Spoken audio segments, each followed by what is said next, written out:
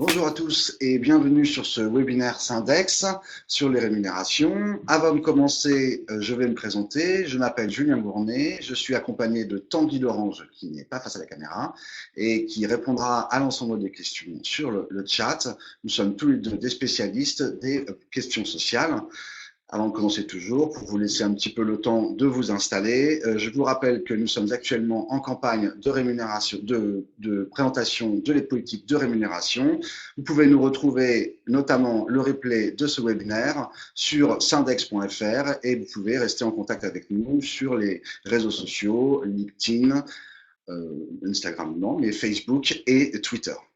Pour ce webinaire, nous allons donc parler des rémunérations et regarder comment ça marche. Et pour éviter les embouteillages sur les questions, je vous invite à les poser au fil du webinaire sur la plateforme de chat et Tanguy apportera des réponses et à la fin, si besoin, nous reviendrons sur certaines questions pour apporter plus de développement. Les rémunérations, comment ça marche et notamment comment se fabrique une politique de rémunération. En introduction, il y a d'abord ce que vous connaissez, ça c'est le centre, les augmentations, les primes, les écarts de salaire, les bas salaires, les rémunérations variables. C'est ce que vous avez l'habitude de manipuler, ce qui vous intéresse et ce sur quoi vous discutez avec vos directions. Mais il y a aussi ce qui se passe avant, et notamment quels sont les objectifs de la politique de rémunération, le marché des rémunérations, la reconnaissance de la performance, les processus de gestion des rémunérations et bien sûr les marges économiques. C'est ce qui se passe en amont de ces moments d'échange que vous avez avec vos directions. Votre employeur a une politique de rémunération. Cette politique de rémunération n'est pas un jeu de hasard, elle n'est pas faite n'importe comment. D'abord, elle répond à des objectifs, elle est outillée et elle s'inscrit évidemment dans des contextes internes à l'entreprise, mais aussi des contextes externes. Pour être en capacité de peser sur les politiques de rémunération qui sont mises en place dans vos entreprises, il est important, voire essentiel, de comprendre ces objectifs, de connaître les outils et les moyens qui sont mis en place au sein de vos entreprises et bien sûr d'avoir une bonne connaissance des contextes internes et externes. Ces objectifs de votre direction répondent à certains enjeux. Ils peuvent être en lien avec l'enjeu de maintenir ou d'améliorer une paix sociale d'entreprise, d'être attractif ou de reconnaître des performances spécifiques. Peut-être aussi est-ce pour garantir un pouvoir d'achat ou pour partager les résultats. En tout cas, une multitude de questions peuvent se poser quant aux objectifs que s'est fixé votre direction pour définir sa politique de rémunération. Ça peut être tous ces éléments-là, ou encore d'autres éléments que nous n'avons pas définis ici. Pour vous donner un exemple, deux exemples un petit peu concrets, on a interrogé des directions, on leur a demandé de se positionner sur des grilles schématiques pour essayer de définir quels étaient leurs objectifs prioritaires. Donc sur une échelle de 0, ce n'est pas un objectif recherché, à une échelle de 4, c'est un objectif absolument impératif et qui n'est pas négociable. On peut voir deux schémas apparaître. Vous avez le schéma vert sur la gauche qui montre des objectifs plutôt protecteurs et collectifs, avec une recherche de maintien ou de garantie de paix sociale à un impératif fort et non négociable, mais aussi une recherche de partage de résultats, de respect d'égalité salariale et des objectifs de reconnaissance de performance qui sont moins mis en avant, tout comme les objectifs de flexibilisation de la masse salariale. On reviendra sur cette notion de flexibilisation de la masse salariale un petit peu plus tard dans le webinaire. Et sur le schéma de gauche, vous avez des objectifs qui, eux, sont plus incitatifs et plus individuels, notamment à travers une recherche de reconnaissance forte des performances, une ambition d'être attractif sur le marché de l'emploi et une volonté de flexibiliser la masse salariale. On reviendra, comme je vous l'ai dit, sur cette notion de flexibilisation de masse salariale. Et on voit que la question du pouvoir d'achat et de la paix sociale et du partage des résultats sont moins mis en avant par les directions que nous avons interrogées sur ces questions.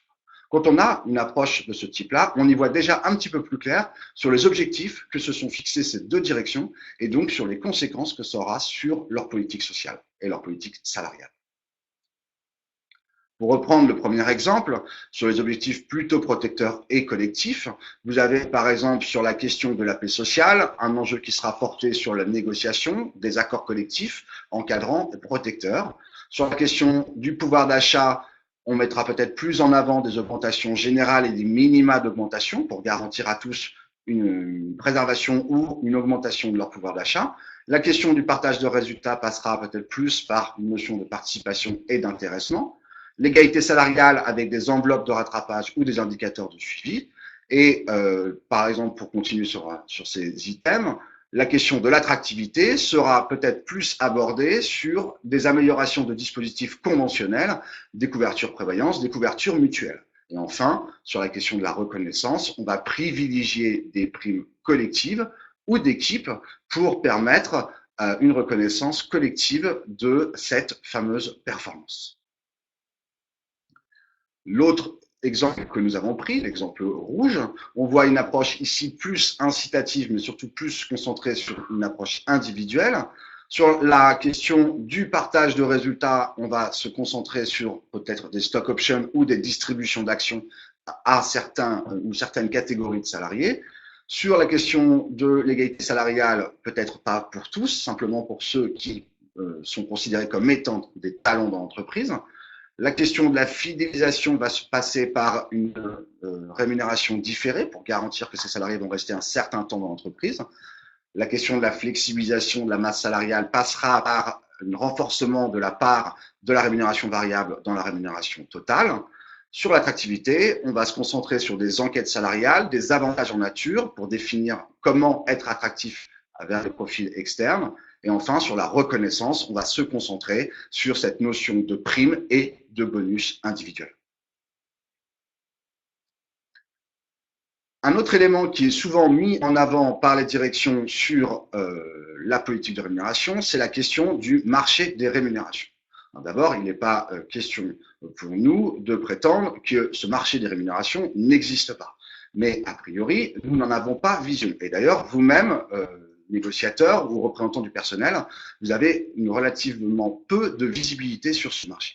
Cette notion des rémunérations et des marchés des rémunérations, elle vous est pourtant souvent opposée dans le cadre des négociations par la direction pour justifier les différences et les écarts salariaux dans les entreprises sur des mêmes métiers ou sur des mêmes secteurs d'activité.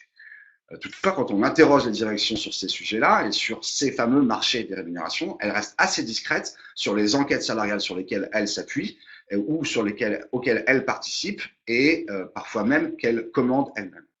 Mais puisque ce marché est structurant, puisqu'il est mis en avant comme étant un élément majeur de la construction d'une politique de rémunération, il nous semble absolument essentiel que la direction vous donne de l'information, de la vision sur ce fameux marché et sur le poids qu'elle a dans la structuration et la construction de la politique de rémunération.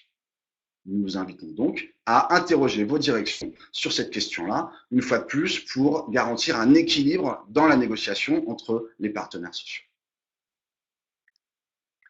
Un exemple, par exemple, de ce que pourrait donner une approche sur la question des positionnements salariaux par rapport à un marché. Vous avez ici un exemple qui vous montre 3 catégories de personnel: le personnel administratif, les personnels de production et les personnels commerciaux. Et on voit que, alors que la direction, dans cet exemple-là, prétendait qu'il y avait un enjeu d'augmenter régulièrement les personnels du secteur commercial pour tenir compte du marché et se maintenir au niveau du marché, la réalité est que, le graphique le montre très bien, ce sont les éléments en vert, chez les commerciaux, les salariés sont globalement mieux positionnés que ce qu'indique le marché. Alors que dans les secteurs de la production et de l'administration, on voit, les parties rouges et oranges, des salariés qui sont globalement moins bien positionnés. Ça pose donc un premier problème. Quels sont les secteurs ou les métiers qu'il faut privilégier dans une approche de négociation, de repositionnement, de revalorisation des salaires? Et accessoirement, et ce qui n'est d'ailleurs pas accessoire, on voit une différence entre les femmes et les hommes importante, notamment sur la production et l'administratif, qui pose aussi la question du rattrapage et de l'égalité salariale entre les femmes et les hommes. Et c'est à travers cette enquête-là, cette analyse-là, qu'on peut regarder qu'effectivement, la politique de rémunération qui avait été mise en place, et notamment la politique de progression salariale mise en place dans cette entreprise-là, était pas tout à fait en lien avec ce que le marché présentait et pas tout à fait en lien avec un engagement, un enjeu majeur de bon positionnement des salariés par rapport à un marché et par rapport à leur apport dans l'entreprise et par rapport notamment à l'égalité entre les femmes et les hommes. Si vous n'arrivez pas à obtenir ce type d'information, qui peut être assez compliqué à obtenir, la différence entre le représentant du personnel et les experts, c'est que nous avons accès à plus d'informations, ce qui nous permet souvent de commencer ce genre d'études.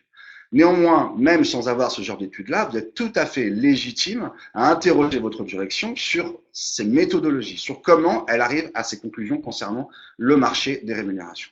Quel cabinet a réalisé les enquêtes sur lesquelles elle s'appuie? Est-ce un cabinet réputé, connu, un grand cabinet, ou est-ce une petite structure? Et notamment, est-ce une société de recrutement qui n'a de visibilité que sur les salariés, mais plutôt les personnes, les profils qui passent dans son scope, et donc une visibilité assez relative sur ce qui se passe réellement dans les entreprises? Les entreprises du benchmark qui ont été sollicitées sont-elles bien des entreprises qui correspondent à la vôtre? Même taille d'effectifs, même secteur, même environnement? Peut-on véritablement les comparer à votre entreprise? Quelles sont les rémunérations, quels sont les éléments de rémunération qui ont été pris en considération? Le fixe, le variable, cela change considérablement les choses, notamment si on s'intéresse au diagramme présenté en amont, avec des politiques de rémunération plus protectrices et collectives et des politiques de rémunération plus axées sur une individualisation de la rémunération. Et enfin, a-t-on pris en considération les métiers, les niveaux de classification ou a-t-on eu une vision plus globale sur ces benchmarks? Et les comparaisons tiennent-elles en compte d'autres critères comme l'âge, l'ancienneté et les formations initiales des salariés qui peuvent parfois expliquer, peut-être même justifier des différences salariales?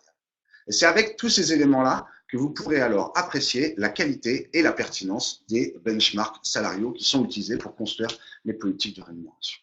Il y a un autre élément qui est pris en considération quand on définit sa politique de rémunération, c'est la notion de performance. La performance en soi, c'est pas un gros mot. On a tous envie d'être performants, on a tous envie de faire de façon satisfaisante notre travail, et donc c'est pas une objection de principe, la performance. Mais cette notion de performance dans l'entreprise, elle est clairement pas toujours claire et elle est même souvent subjective. Elle est surtout rarement discutée avec les partenaires sociaux. Qu'est-ce que la performance? Qu'est-ce qu'on entend par performance? Et au final, elle est imposée par la direction. Sa vision opaque de cette notion de performance vous est imposée. Pourtant, c'est un élément sur lequel vous êtes en droit de discuter avec votre direction. Qu'est-ce que la performance? Alors, cette performance, s'agit-il d'atteindre ou de dépasser un résultat qui a été fixé à l'avance, d'ailleurs faire son travail, atteindre ses objectifs? Ça, c'est globalement la définition que vous donne souvent votre employeur. Mais peut-être aussi que le fait de faire des progrès sans toutefois atteindre des objectifs est une performance. Un exemple simple, votre enfant a 2 au premier trimestre en mathématiques, il a travaillé d'arrache-pied le second semestre, il obtient 8, il y a un progrès considérable. Est-ce que ça, c'est pas déjà une performance? Et ça ne doit pas être reconnu. Faire des efforts, faire en sorte que les choses se passent mieux la fois suivante, n'est-ce pas aussi une performance? Et enfin, être en capacité à un moment d'aller apporter un soutien à un collègue ou à un autre collectif, n'est-ce pas un élément de performance qui devrait être reconnu? Inversement, la notion de valeur dans l'entreprise, la notion de positivité, de constructivité, d'acteur, d'ouverture, de motivation, d'être simplement un potentiel, est-ce que ça, c'est vraiment de la performance ou alors est-ce que c'est tout autre chose? Et donc, cette notion de performance, il ne faut pas la laisser être imposée aux salariés, mais bien en faire un objet de discussion. Le périmètre de cette performance aussi peut être discuté, puisque entre la question de l'objectif individuel et annuel, qui constitue souvent d'ailleurs le seul périmètre de l'évaluation annuelle, ces objectifs sont-ils toujours atteignables? Ont-ils été mesurés? Sont-ils mesurables? Ont-ils été identifiés et adaptés à chaque salarié? Ou alors, est-ce qu'ils sont globalement descendus dans l'ensemble de la structure? Ça aussi, c'est un point sur lequel vous pouvez, sûrement vous devez, négocier avec la direction pour qu'elle vous rende compte de la qualité des objectifs qu'elle met en place dans les structures. Et ces objectifs permanents, ce sont toutes ces tâches, toutes ces responsabilités qui figurent dans la description de fonction. Ce que vous faites chaque jour pour que le travail soit fait correctement. Ça, c'est effectivement les grands oubliés de la gestion par objectif. Les entreprises s'intéressent principalement à ce qu'ils appellent la performance, c'est-à-dire aller au-delà de ces objectifs-là, en oubliant tout ce que vous faites au quotidien pour que le travail soit réalisé de façon satisfaisante. Donc, il y a un enjeu à ce que soit intégré dans l'évaluation annuelle des performances la prise en considération de ces objectifs quotidiens, de cette réalisation du travail. Enfin, le développement des connaissances et des compétences techniques sont importants. Ils passent par la formation professionnelle en entreprise, mais pas que. Pour beaucoup de salariés, le fait de devoir actualiser ses compétences constitue déjà un effort. Et donc, pourquoi ne pas prendre en considération, dans le périmètre de définition de ce qu'est la performance, ces éléments-là pour avoir une vision plus large et peut-être plus cohérente de ce qu'est véritablement la performance en entreprise. Quand on s'intéresse, in fine, à la mesure de la performance faite par les entreprises, généralement, on aboutit à ce type de graphique. Vous voyez peu de personnes qui ont une évaluation de performance en mode pas bon du tout, quelques-uns qui sont en mode peut mieux faire, une large partie sont sur du bien mais sans plus, la question d'ailleurs de la reconnaissance du bien mais sans plus, une part non pas importante, mais une part sont en pas mal du tout, c'est bien, c'est tout à fait peut-être même plus que ce qu'on attendait de toi, et quelques-uns sont en mode excellent, alors la chapeau, tu as largement dépassé les objectifs. Mais si la performance est un élément structurant dans la politique de rémunération, si c'est une pierre angulaire de cette politique-là, vous avez un enjeu à la discuter, à la définir pour en comprendre la réalité dans vos entreprises. Demandez à votre direction quels sont les éléments de performance, quels sont les niveaux de performance attribués aux salariés, quels sont les critères en fonction des âges, quels sont les résultats en fonction des différentes directions, des catégories socio-professionnelles, des métiers, des niveaux de classification, des anciennetés, pour réussir à comprendre comment s'organise cette mesure de la performance. Cette reconnaissance de la performance, on l'a vu, elle s'additionne donc à une imagination, une compréhension d'un marché des rémunérations. Et ceci donne une matrice d'augmentation plus ou moins formelle, plus ou moins officielle, plus ou moins présentée dans les entreprises, mais vous avez un schéma sur votre droite qui vous montre comment on peut imaginer prendre en considération la notion de performance associée à la notion de positionnement marché. Si vous avez par exemple eu une évaluation de votre performance jugée bonne et que vous êtes mal positionné sur un marché, à ce moment-là, vous pouvez attendre une augmentation importante qui correspond à la reconnaissance de la performance et à un repositionnement sur un marché.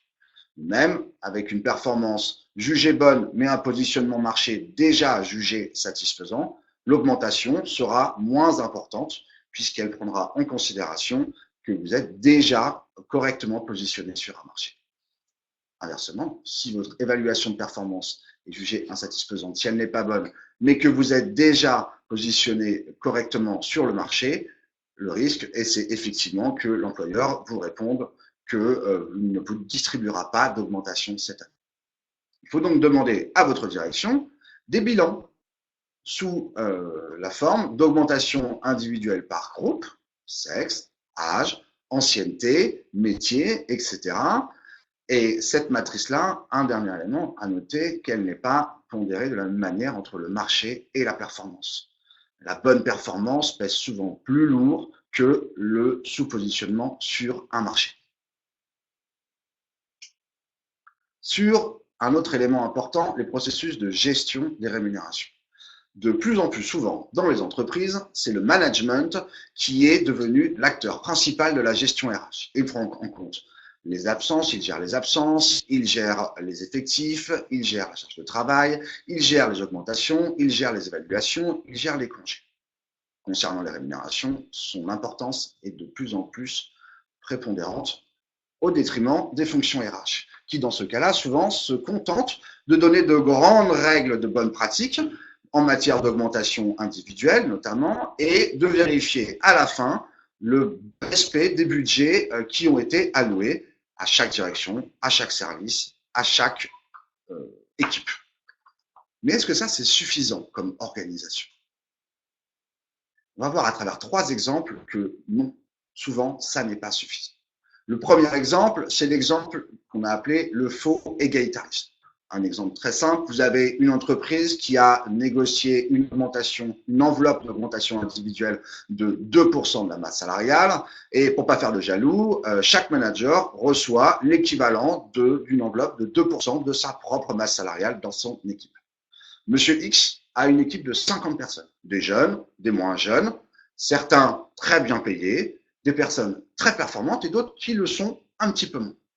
Monsieur X, avec son enveloppe de 2% de la masse salariale de 50 personnes, a des marges de manœuvre, des marges de décision qui lui sont apportées beaucoup plus importantes, et ce qui lui permettra de distribuer des augmentations fortes à ceux qui estiment qui ont droit à ces augmentations-là, souhaitent leur donner, et bien sûr, certains n'auront pas d'augmentation. Dans le deuxième cas, Madame Y a une équipe de seulement 5 personnes. Elle a donc, elle aussi, 2% de la masse salariale de ces 5 personnes, mais dans son équipe, ce sont des gens globalement jeunes, pas très bien payés, tous performants, et pour pouvoir reconnaître cette performance, Madame Y n'aura pas d'autre choix que de donner 2% à chacun. Et on voit bien qu'avec ce mode d'allocation des enveloppes d'augmentation, apparemment inégalitaire, on crée des inégalités de fait dans les chances d'augmentation. Vous aurez beau avoir été performant dans l'équipe de Madame Y, vous ne bénéficierez pas d'une augmentation conséquente, vous resterez sur un profil de 2% pour garantir une inégalité dans l'équipe, mais ça créera des inégalités au point de vue de l'ensemble de la structure.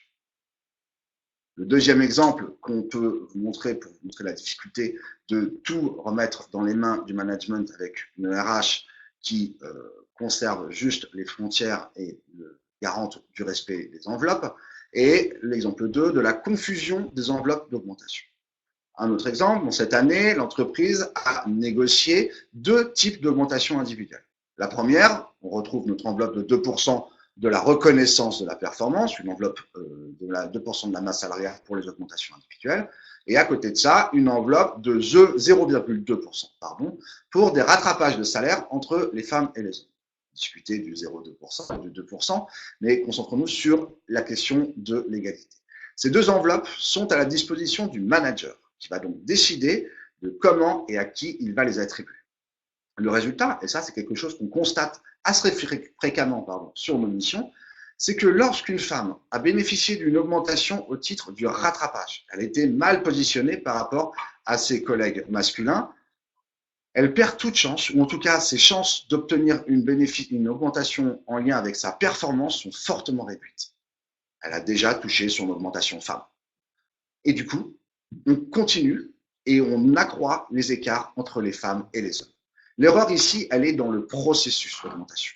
On aurait dû confier l'augmentation de rattrapage aux équipes RH qui auraient pu, elles, allouer ces augmentations salariales et laisser à la seule main du management la question de l'augmentation en lien avec la performance. Et vous avez ici, encore une fois, un exemple d'un processus qui amène à des inégalités.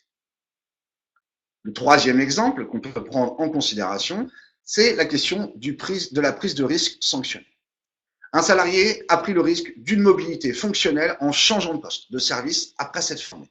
Il s'est formé, il prend le risque de quitter un poste qu'il connaît, sur lequel il était performant, pour aller mener une autre activité. Il espère que l'entreprise va reconnaître cette prise de risque. Eh bien non, pas d'augmentation individuelle. Pourquoi? Le chef de service de l'équipe qu'il quitte se dit, bon, moi, j'ai mon enveloppe d'augmentation, je ne vais pas distribuer l'augmentation à quelqu'un qui ne travaillera plus pour moi. Je vais donc conserver mon enveloppe pour la distribuer entre ceux qui continuent à rester dans mon équipe, et donc je vais satisfaire les membres de mon équipe.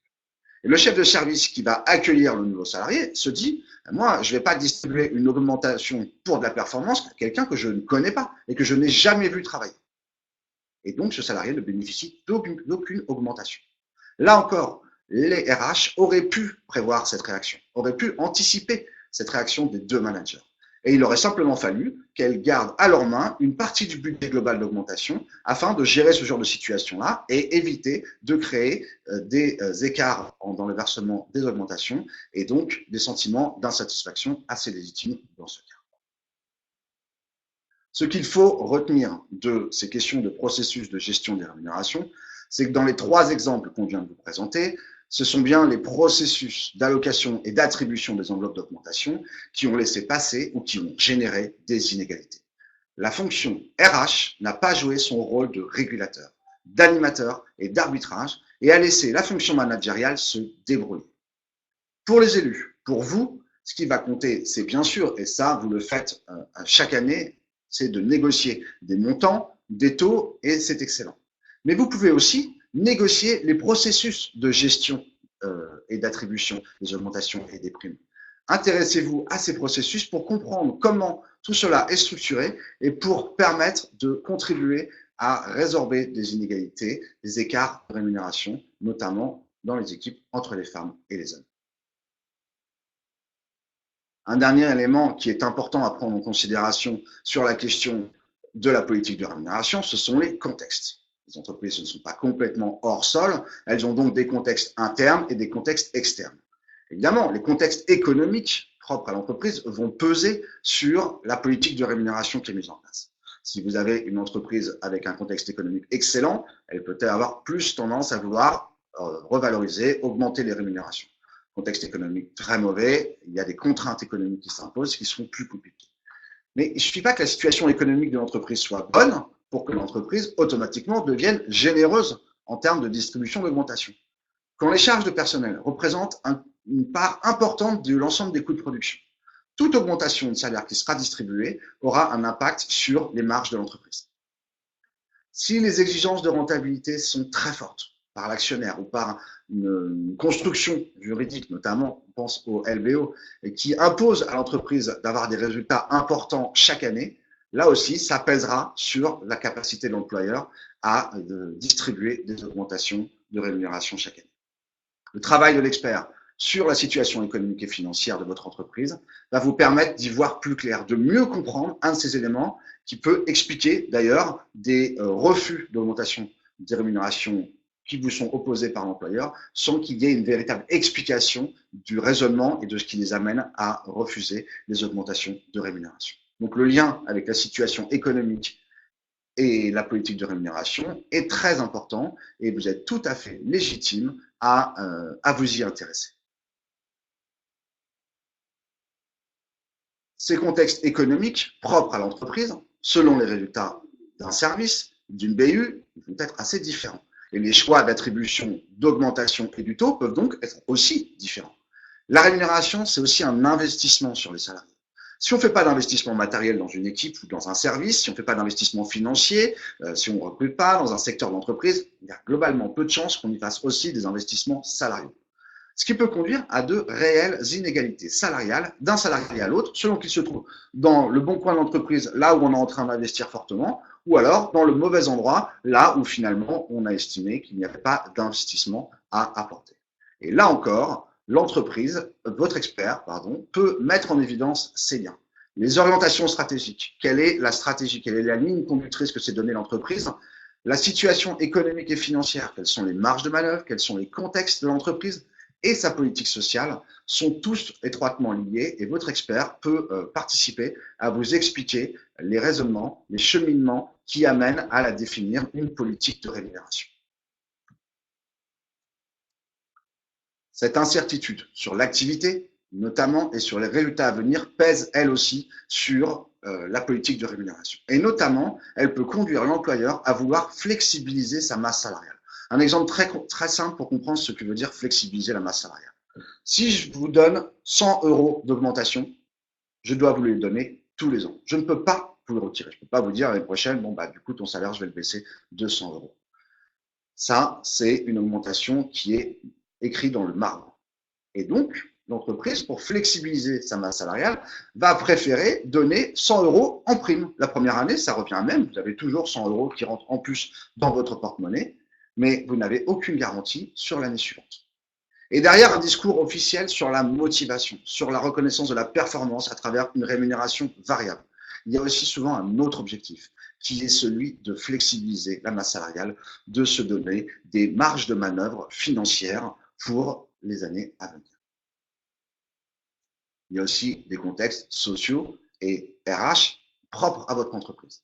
La gestion de la performance, ou pas d'ailleurs, dans les entreprises, ciblera sa politique de rémunération vers ceux et celles qu'il veut recruter. Si les compétences sont rares et chères, ça va nécessiter un budget qui nécessitera aussi donc de limiter les évolutions de salaire pour ceux qui sont déjà dans l'entreprise, ou alors vers ceux ou celles qu'il faut retenir parce qu'ils bénéficient des meilleures évolutions de salaire, parce qu'ils bénéficient, pardon, des meilleures compétences et donc bénéficieront par la suite des meilleures évolutions de salaire et des plus hauts variables si on a mis en place une politique de flexibilisation de la masse salariale.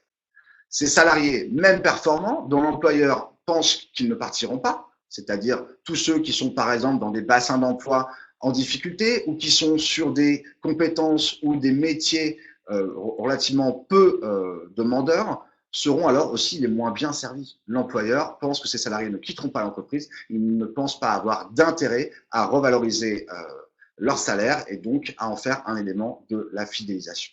Et donc, une fois encore, derrière un discours officiel sur la reconnaissance de la performance, il y a souvent la simple question de gestion du risque. J'ai besoin de conserver des compétences, j'ai besoin d'en attirer d'autres venant de l'extérieur. À ce moment-là, je construis ma politique de rémunération en lien avec ces deux objectifs. Enfin, un autre élément de contexte externe sont les allègements de cotisations patronales. Vous en avez une qui est très connue, c'est les exonérations Fillon, qui est un principe simple. Plus le salaire est haut et plus les allègements diminuent. Donc, quand vous avez un salaire au SMIC ou proche du SMIC, l'employeur bénéficie de beaucoup d'allègements de cotisations patronales. Quand le salaire monte, donc quand les augmentations de salaire sont distribuées, l'employeur bénéficie de moins d'allègements de cotisations patronales. Et vous voyez donc ici un double intérêt financier à ne pas augmenter les salaires. Le premier, je devrais vous payer plus, ça me coûtera donc plus cher. Le second, je devrais payer plus de cotisations patronales sur les salaires que je verse. C'est ce qu'on appelle une trappe à bas salaire. Vous êtes bloqué sur des bas niveaux de rémunération, puisque chaque fois qu'on augmentera votre salaire, il y aura un double effet qui se coule, entre guillemets, sur l'économie de l'entreprise. Une politique de rémunération, elle s'inscrit aussi dans un contexte et une actualité. Fin 2018, début 2019, on a une grosse actualité sociale dans notre pays. Et notamment, on a eu la mise en place de la prime Macron, la prime exceptionnelle pour le pouvoir d'achat, de 1 000 euros maximum, une prime facultative dans les entreprises, qui est entièrement défiscalisée et désocialisée pour les employeurs et pour les salariés, les salaires les plus bas. Mais attention, il faudra, même si le gouvernement a prévu, et en tout cas a mis des garde-fous sur cette prime-là, il faudra faire attention. Est-ce que ce sera effectivement un vrai plus pour l'augmentation du pouvoir d'achat des salariés, mais n'y a-t-il pas un risque qu'elle soit compensée par une augmentation moindre des salaires lors des négociations de rémunération ou un versement moindre des primes ou de tout autre objet qui contribue à la préservation ou l'augmentation du pouvoir d'achat des salariés. On a eu aussi un élément majeur qui est la revalorisation du SMIC au 1er janvier 2019 de 1,5%, qui représente un gain de pouvoir d'achat pour les salariés concernés, mais qui représente aussi un coût salarial pour l'entreprise. Et comme le coefficient de la réduction Fillon augmente avec le SMIC, si vous décalez toutes les rémunérations, vous avez un impact sur la politique de rémunération des employés. Et enfin, un autre exemple d'actualité 2019, c'est l'exonération sur les heures supplémentaires et complémentaires avec la mise en place de défiscalisation pour les salariés sur les heures supplémentaires et complémentaires qu'ils peuvent être amenés à effectuer, accessoirement aussi sur l'imposition sur le revenu. Certes, voilà une mesure qui peut contribuer à augmenter le pouvoir d'achat. Mais attention à ce que les employeurs ne s'en saisissent pas en faisant faire plus d'heures supplémentaires et plus d'heures complémentaires à leurs salariés au détriment des recrutements. Voilà donc de nouveau une politique de rémunération et une politique sociale globale sur lequel, en tant que représentant du personnel, vous êtes tout à fait légitime, tout à fait en droit d'aller questionner votre direction pour comprendre ce qu'elle souhaite mettre en place et comment elle souhaite le mettre en place. Pour en savoir plus sur l'actualité, je vous invite à vous reporter à la note que nous venons de sortir sur les politiques de rémunération. C'est une fiche pratique que vous trouverez sur notre site internet syndex.fr qui vous parlera de la négociation des rémunérations en 2019. On a parlé de ce qui se joue en amont. On a bien sûr toute cette phase où vous êtes en discussion, en négociation avec votre direction sur les augmentations, les primes, les bas salaires, les écarts de salaire. Il se pose aussi la question de ce qui se joue après. Les effets individuels et les effets collectifs des politiques salariales, elles ont des conséquences sur les salariés et sur les collectifs. Conséquences en termes de pouvoir d'achat, conséquences en termes d'inégalité salariale, a-t-on contribué à les réduire ou à les augmenter? Des conséquences aussi sur la cohésion sociale, avec peut-être un renforcement du chacun pour soi, et bien sûr, des conséquences sur les conditions de travail et la santé au travail, notamment la question d'une augmentation des heures supplémentaires qui peuvent avoir un impact sur les conditions de travail et la santé au travail. Tous ces sujets-là feront l'objet d'un second webinaire. Je vous invite à nous rejoindre le mardi 19 février à midi, où on parlera des effets individuels et des collectifs, sur les politiques de rémunération. Voilà, je vous remercie. Nous arrivons à la fin de ce webinaire. Il y a sûrement des questions auxquelles nous n'avons pas répondu. Dans ce cas-là, je vous invite à continuer à les poser. On va essayer d'y apporter des réponses maintenant. Si à la fin, vous avez encore des questions à nous poser, je vous invite à les poser par mail à contact@syndex.fr. Si vous avez besoin de plus de renseignements, la même chose sur les modalités d'accompagnement d'un expert, sur comment faire appel à nous, rendez-vous par mail sur contact@syndex.fr avec vos coordonnées et nous reprendrons rapidement contact avec vous. Si vous voulez revoir ce webinaire et même éventuellement le montrer à un copain, n'hésitez pas, vous le retrouverez aussi en replay sur syndex.fr dès le début de semaine prochaine avec cette présentation. Donc, vous aurez le document qui vous a été présenté là et l'ensemble de la vidéo. Le document, c'est si vous ne souhaitez pas me revoir moi. Voilà, d'ici là, vous pouvez nous retrouver aussi sur les réseaux sociaux pour ne manquer aucune info sur l'actualité sociale, économique, financière des entreprises et sur l'actualité de Syndex. Merci d'avoir passé avec nous ces 40 minutes. On va donc maintenant passer aux quelques questions qui auraient pu ne pas trouver de réponse. Alors là, du coup, je me retourne vers mon copain. Tanguy. Alors, une question que je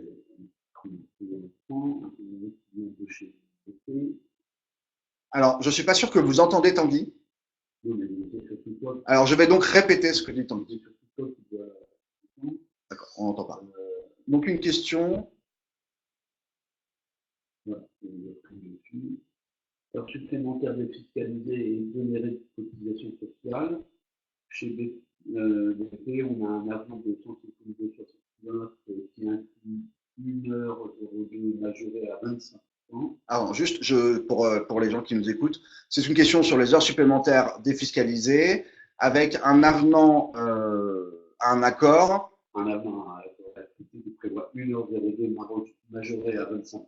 Avec un avenant à RTT qui dit 1h02 majorée à 25%. Donc la question, la DRH refuse d'appliquer l'exonération des cotisations sociales sur ces heures supplémentaires. Ah, d'accord. Elle refuse de donner l'exonération de cotisation salariale sur cette heure supplémentaire puisqu'elle est structurelle, c'est-à-dire qu'elle est écrite dans l'accord. Et que faire dans ces cas-là? C'est une bonne question. Du coup, normalement, l'exonération des heures supplémentaires et complémentaires, elle est dans un plafond de 11,31%, qui fait que toutes ces heures effectuées jusqu'à ce plafond vous amènent à une exonération. A priori, le fait qu'elle soit écrite dans un accord, elle reste des heures supplémentaires puisqu'elle dépasse ce qui a été contractualisé entre le salarié et son employeur, et donc elle devrait, à mon sens, bénéficier de ces exonérations sociales. On ira creuser un petit peu la question pour être sûr d'avoir apporté la réponse idoine à cette question. Alors, j'ai toute mon équipe autour. A priori, pas d'autres questions. Alors, je vous invite, on a fait un petit dépliant pour vous expliquer sur les augmentations que ce n'est pas qu'un jeu de hasard. On a fait quelque chose d'assez ludique sous la forme d'une cocotte où vous pourrez, je vous invite à la télécharger sur syndex.fr pour la montrer aux salariés. La rémunération, c'est pas un jeu de hasard, donc on ne fait pas comme ça pour définir le niveau de rémunération des gens. Par exemple, ici, on a comme résultat, ah bah non, cette année, pas d'augmentation pour toi, mais une prime, parce que tu es déjà payé au-dessus du prix du marché. Voilà. Je vous invite à la télécharger, c'est assez rigolo, et ça montre bien que on ne peut pas définir une politique de rémunération à travers un jeu comme ça au pifomètre. Et c'est le conseil Syndex qui est important, me dit-on.